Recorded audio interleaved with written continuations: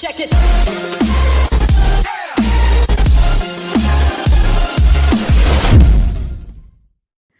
Hello, this is Socially Triggered, and this video is going to be about the Young Turks and Don Lemon.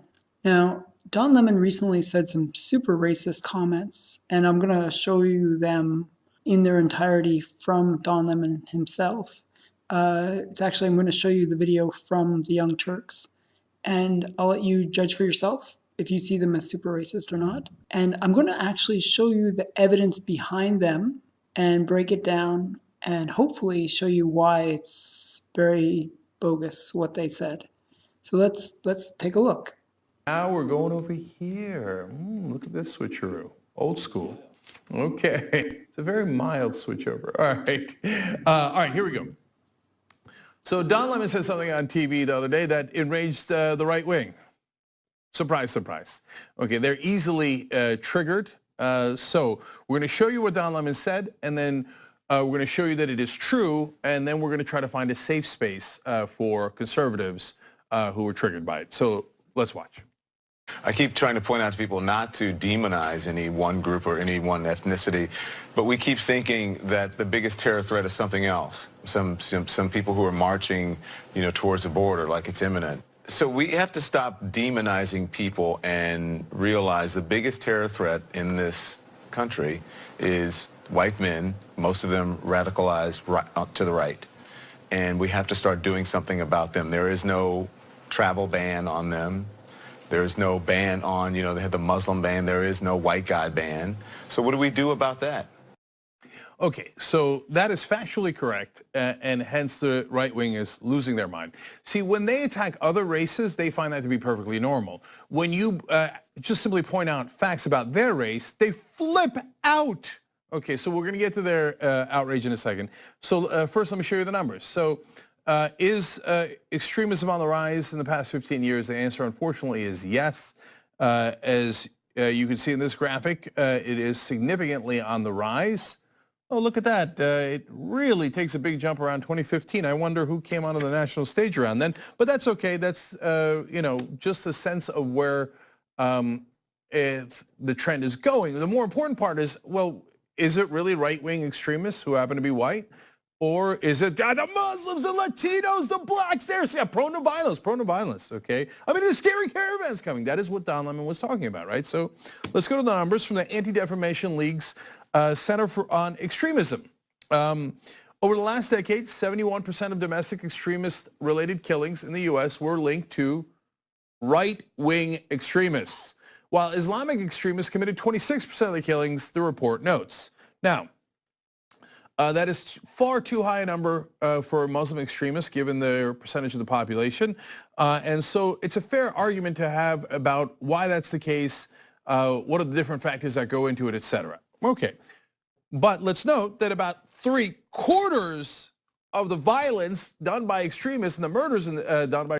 So if you saw that clip, you'll notice that Don Lemon basically makes the connection between domestic extremist murders and white people, as if the majority of those crimes are committed by right-wing extremists that are white, okay? And he basically talked about having a white ban and that white people are the real problem in America.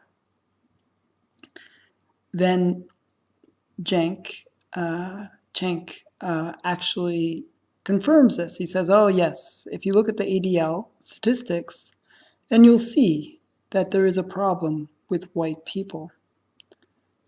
Well, let's take a look at those statistics and see where they get the numbers from. So the source for those statistics is the Anti-Defamation League.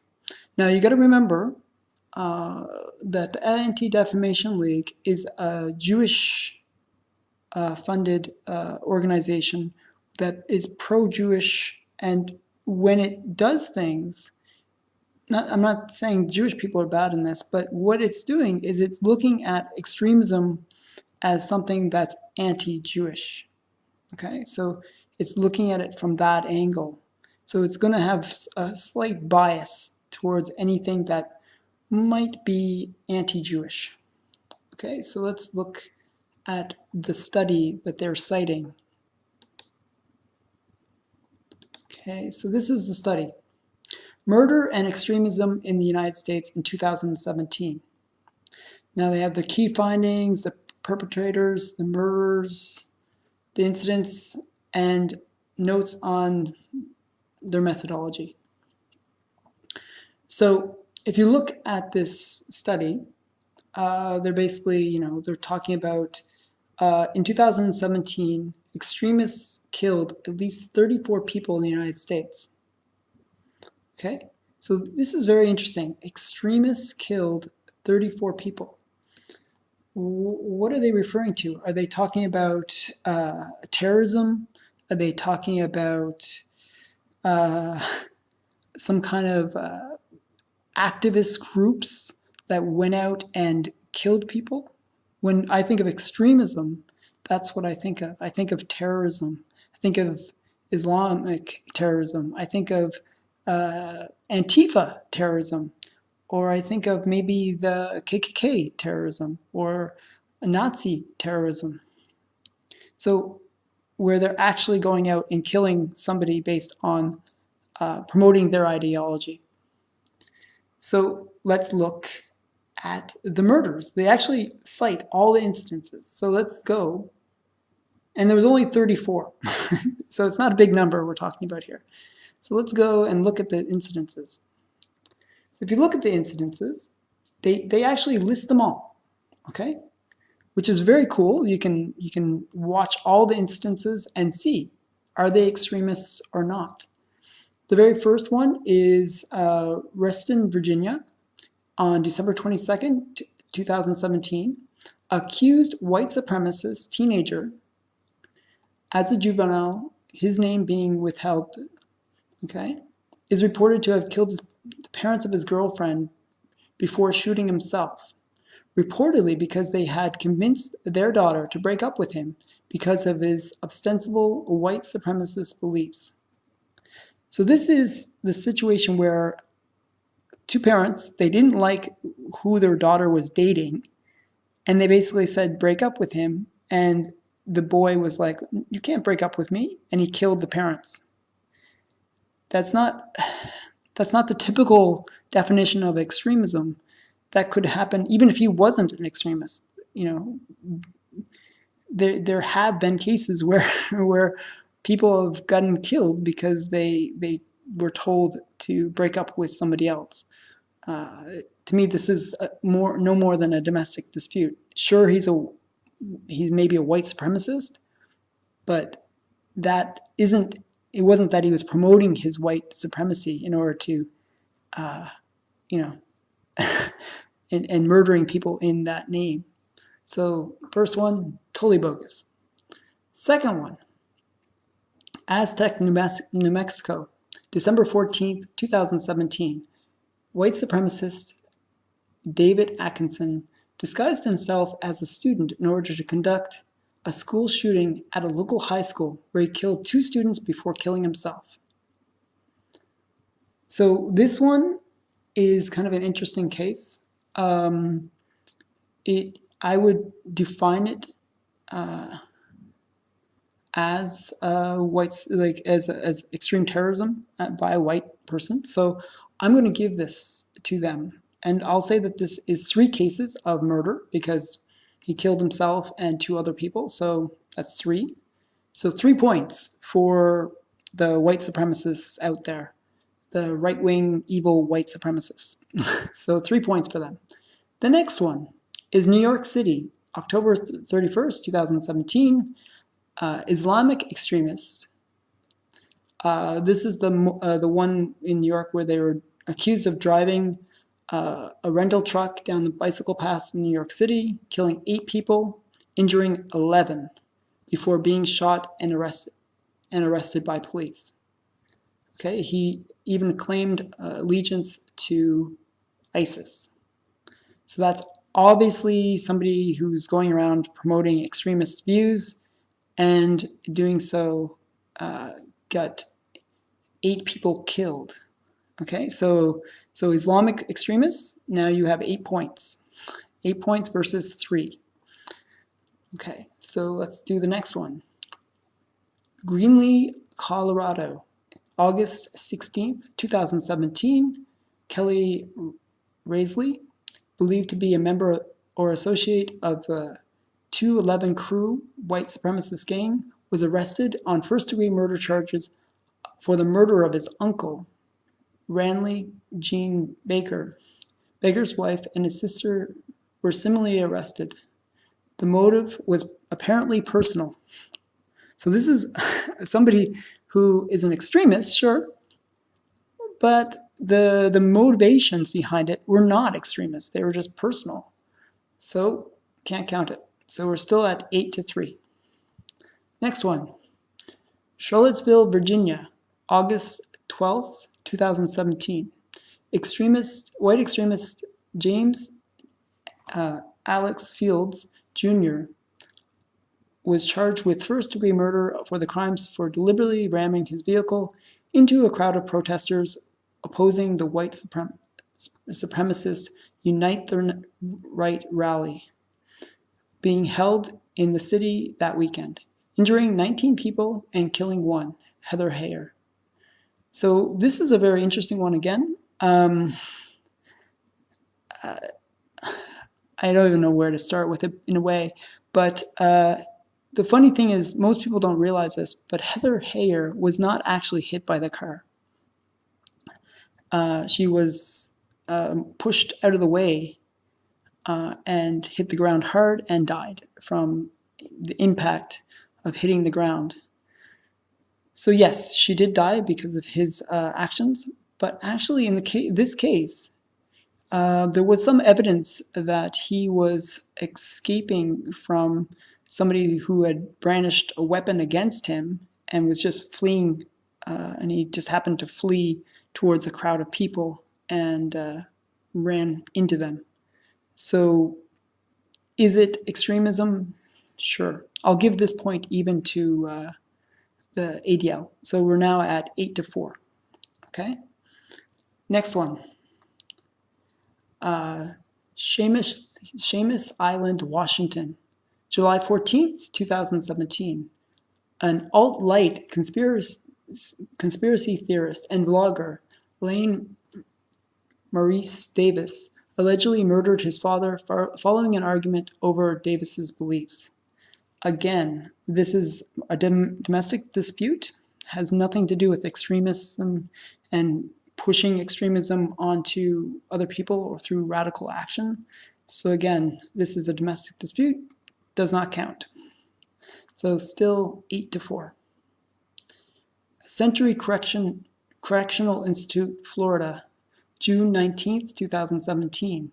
Robert Hunt, an inmate with white supremacist tattoos, some common to prison gangs, is associated with the stabbing death of an African-American inmate, George Slaughter. Now, the thing is, with prison, it's a very messed up situation there. There's basically one of the things that they do in order to survive in prison is they gang up. They form gangs, usually along racial lines.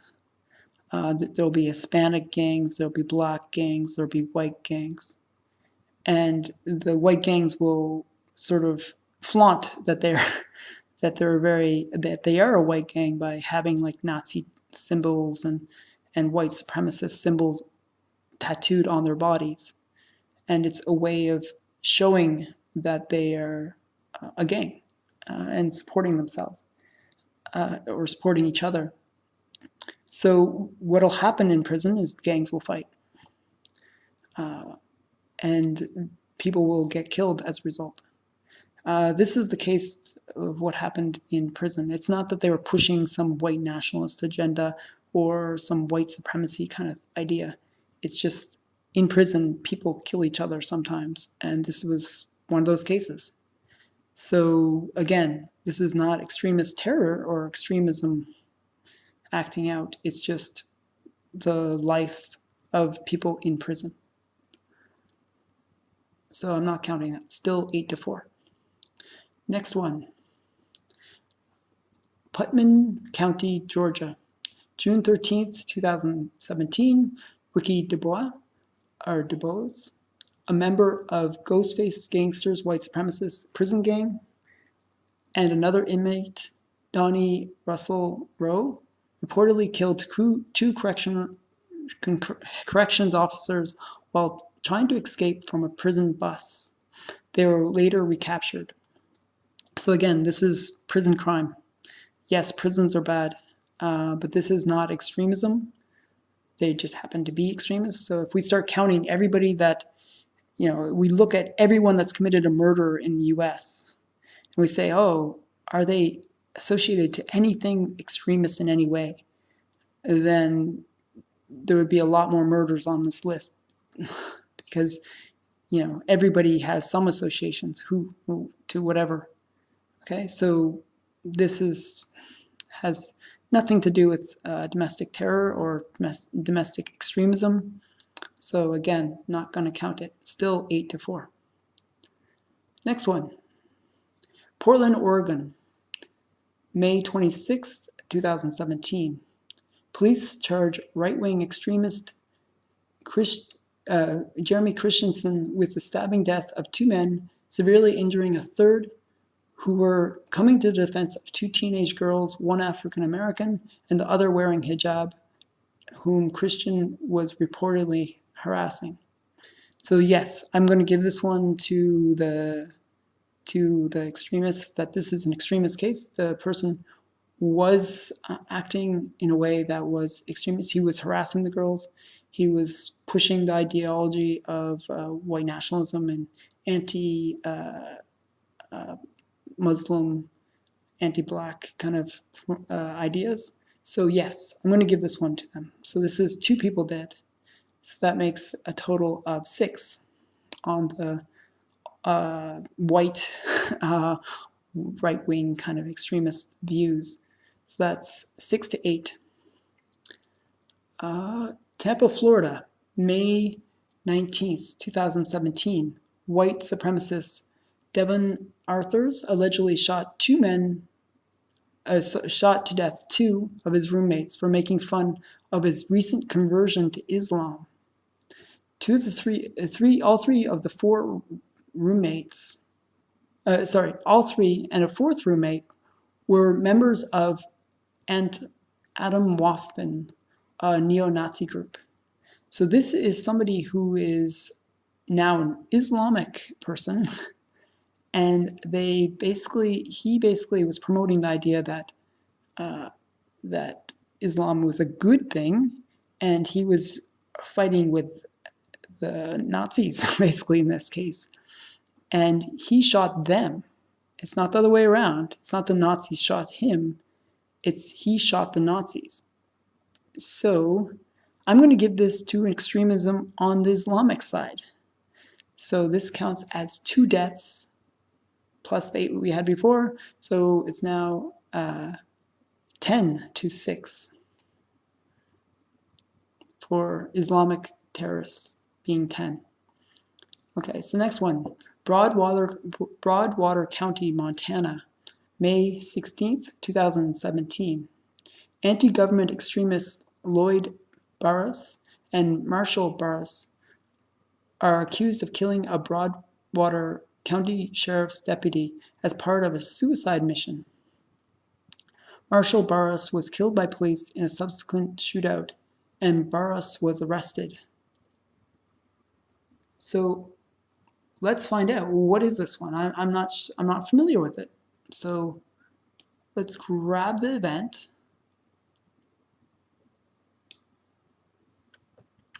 And we go over to Google. We'll just do a search on Google.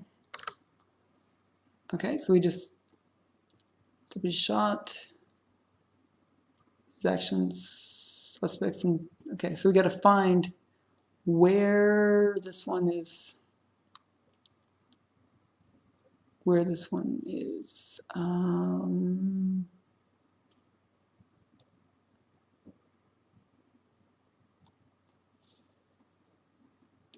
So let's just read the first article. Maybe it'll explain it. No, it doesn't explain it. It doesn't say the motivations.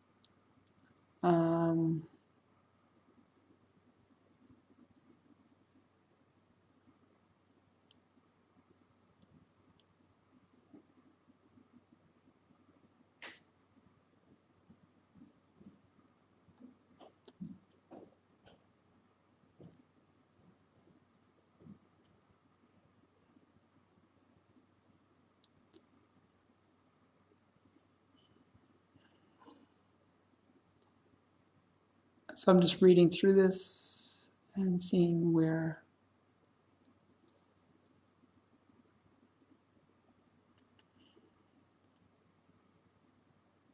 Sorry that I'm just letting you like read it. Hopefully you're reading along with me, and you can. Okay, so basically there's no real evidence to the motivations of why they did this. I'm trying to find out that myself. Criminal history, they have obviously a criminal history.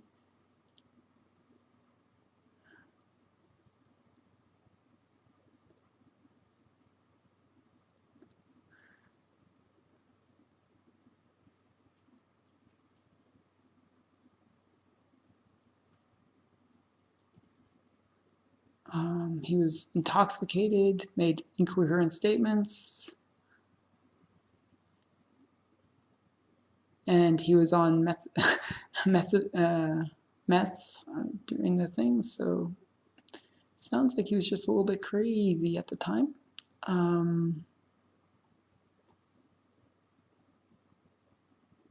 Okay, so the real motivations are not clear. So let's go back. So I'm not going to give that one to them. So sorry, doesn't count. Next one,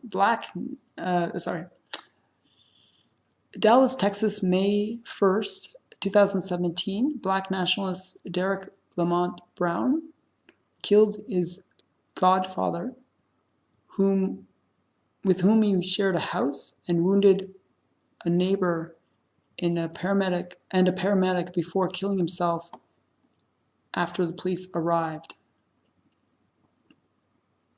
So this was another domestic dispute. I'm actually not going to give this to anyone because he was a black nationalist, sure, but he was killing his godfather. It was more a domestic dispute. I know this case. So it doesn't count. Fresno, California, April 18th, 2017. Curry Ali Muhammad, a black nationalist, allegedly killed a motel security guard, then several days later embarked upon a shooting spree that killed 3 more people before police were able to arrest him. This one is, this man, he was definitely trying to go out and kill people based on his beliefs. This one is 4 more deaths, so we're up to 14 deaths now.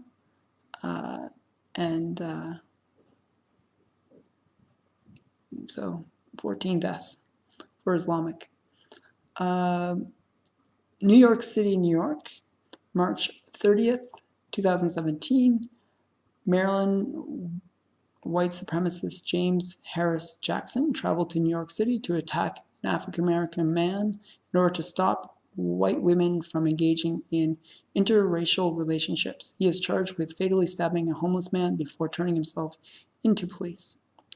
This one, definitely an extremist attack, so I will give this to them. This will count as number 7 for the white nationalists and extremists on the white side. Next one, North Judson, Indiana, March 3rd, 2017. Aryan Circle member Edward Blackburn allegedly shot and killed another man who was reportedly dating his ex-girlfriend. This is again a domestic dispute where his ex-girlfriend was dating another guy and he was jealous. It had nothing to do with his membership in some Aryan circle or some extremist group. It just had to do with the fact that he was jealous of his girlfriend dating somebody. Doesn't count. Next one, Leadwood, Missouri, February 9th, 2017. Frank Anaconda, head of the traditionalist American Knights of the Ku Klux Klan, was shot to death.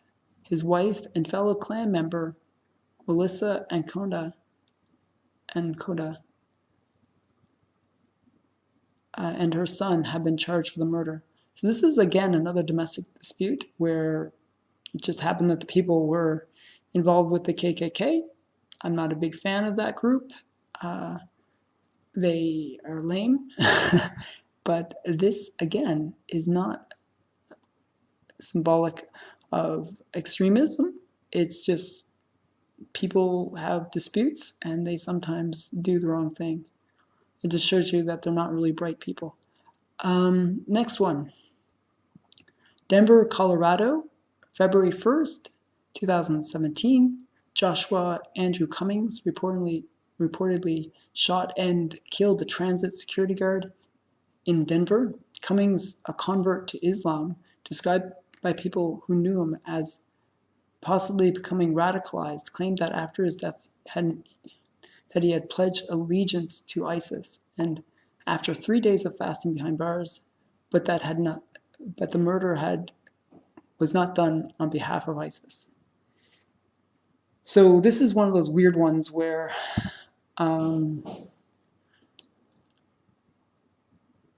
he wasn't pledging allegiance to he was pledging allegiance to ISIS, and that wasn't the reason he committed the murder, but he was an Islamic extremist. I couldn't, when I researched this earlier, I couldn't really make the connection that it was Islamic terrorism. If people do more research, maybe they can find the link, but I think it's more to do with the fact that people in prison do bad things. So yeah. Next one. So still, it's 14-7, I think 14-7. San Antonio, Texas, January 29th, 2017. Austin Lucas Lomas was charged with a capital murder after allegedly robbing and shooting to death Martin Gonzalez over an alleged dispute Gonzalez had with another person.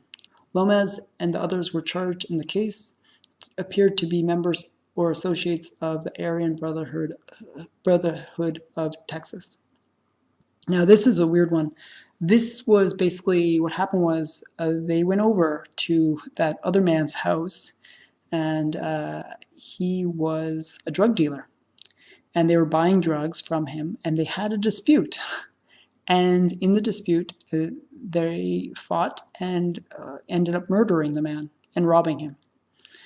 So basically, this is a case where drug deals go bad. If you involve in crime, well, sometimes bad things happen to you. But it was not active extremism. It was kind of a weird case where the people were obviously bad. Yeah, it was not a matter of extremism. Last one. This is the last one of all the ones that are here. Lafayette, Indiana, January 16th, 2017. Wesley Andrew Hampton, a self-declared white supremacist, and another defendant allegedly robbed and murdered a man in a home invasion. Again, this is another one where he was definitely a white supremacist. If you see his picture, you'll agree with me on that one. He looks like a Nazi. He has like Nazi symbols tattooed into his forehead. He's like not a good guy. But again, it was a home invasion where they're trying to rob somebody, and it just went wrong, and they basically killed somebody. It was not a case of acts of extremism. It's just, the point is, extremists maybe are more prone to be violent, or who knows? I don't know if that's even true, if you can even make that claim. But the point is, these people are bad people, and bad people do bad things. But it's not that they're doing it in the name of extremist terrorism or promoting some extremist cause.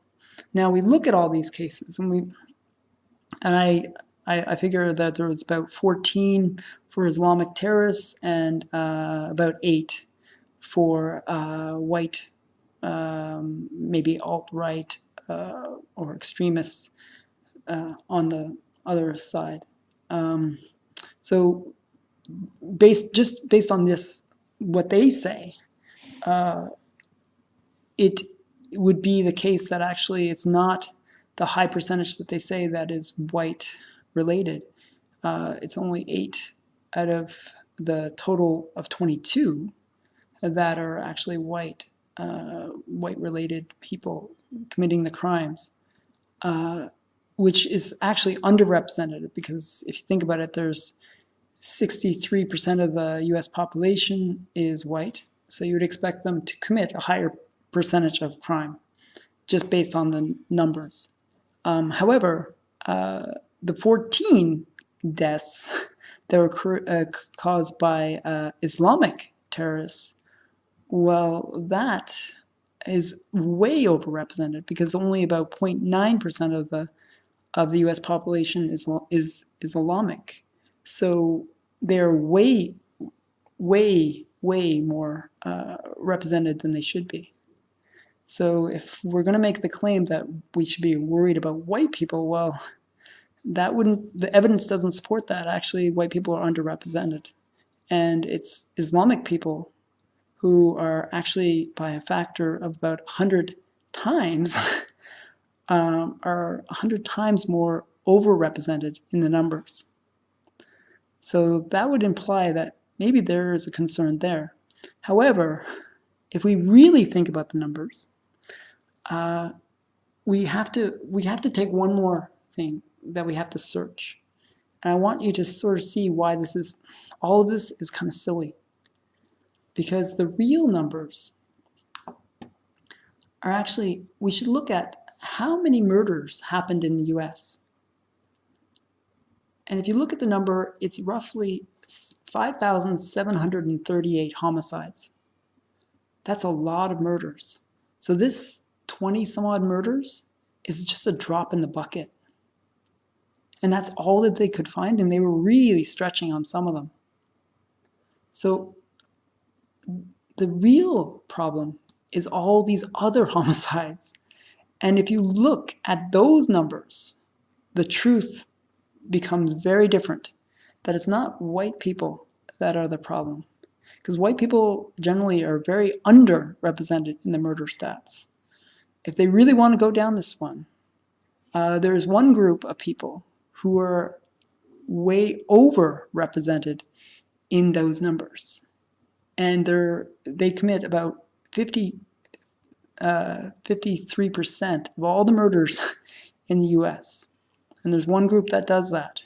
And they only represent about 4% of the US population. And I'll let you guess in the comments below who that group is. And I hope you enjoyed this video. I hope you realize that you have to sometimes do a bit of research and really fact check when people say that it's one group doing something bad, and that it just doesn't kind of correspond with the reality out there. So please like, comment, and subscribe. Thank you very much for watching this video. Bye. Check this.